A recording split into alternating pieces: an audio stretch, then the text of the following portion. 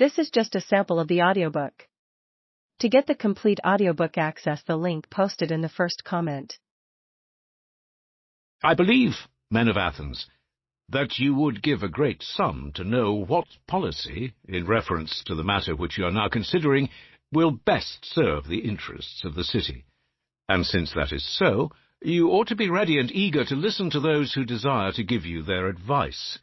For not only can you hear and accept any useful proposals which a speaker may have thought out before he came here, but such, I conceive, is your fortune, that the right suggestion will often occur to some of those present on the spur of the moment, and out of all these suggestions it should be easy for you to choose the most advantageous course. The present time, men of Athens, seems almost to cry aloud that you must take matters into your own hands yonder, if you have any interest in a successful termination of the crisis. And yet our attitude appears to be, I do not know what.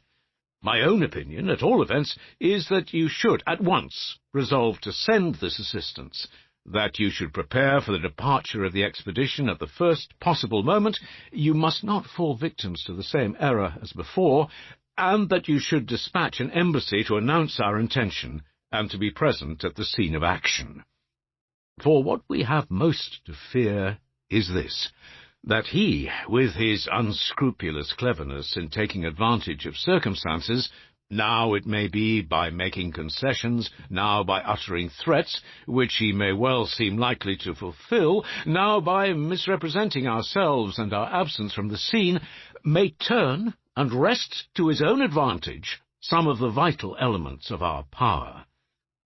And yet it may fairly be said, men of Athens, that our best hope lies in that very circumstance which renders Philip's power so hard to grapple with.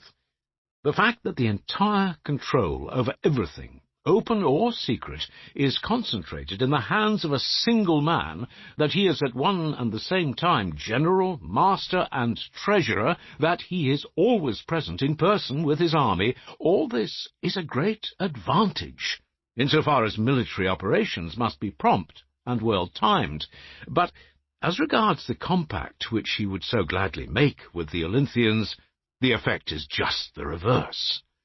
For the Olynthians know well that they are not fighting now for honour and glory, nor for a strip of territory, but to avert the devastation and enslavement of their country. They know how he treated those who betrayed to him their city at Amphipolis, and those who received him at Pydna, and it is, I imagine, universally true that tyranny is a faithless friend to a free state, and that, most of all, when they occupy adjoining territories.